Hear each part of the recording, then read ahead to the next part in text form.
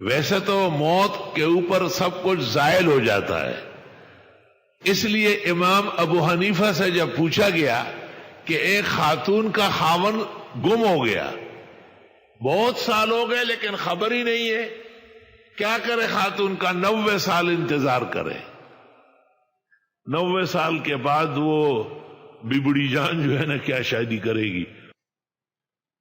اس عورت نے پھر پوچھا کہ حضرت ایک جوان عورت ہے اور اس کا خاوند گم ہو گیا، کچھ پتہ نہیں چلتا، ہر طرح کوشش کی، کیا کرے؟ وہ کہا 120 سال انتظار کرے یا ہے گا، پہلے 90 پھر دونوں قول ہمارے دیکھو فتاوی شام میں۔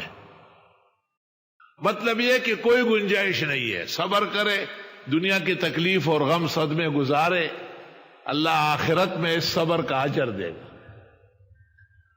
لیکن دوسرے امام مالک، انہوں نے اس کا حل نکالا کہ ہر طرح کوشش کرنے کے بعد اس کو مفتی صاحبان دارالافتاء میں مرحوم قرار دے دے اور خاتون کو اجازت دے دے کہ عدت الوفات گزارے۔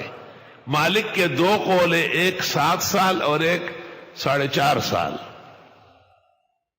اتنی مدت گزرنے کے بعد پھر حکم موت ہوگا اور عدت الوفات گزاری جائے گی۔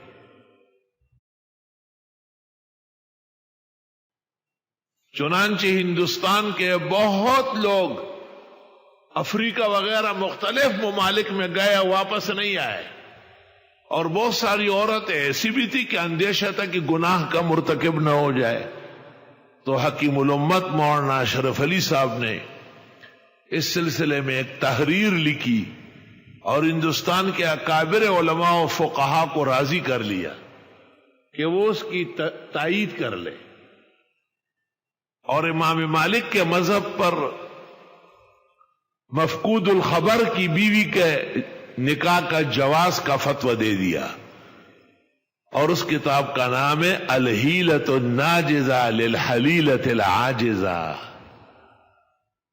ایک ضروری ہیلہ اپنی عاجز اور مسکین بابی کے لیے، الحیلۃ الناجزہ للحلیلۃ العاجزہ۔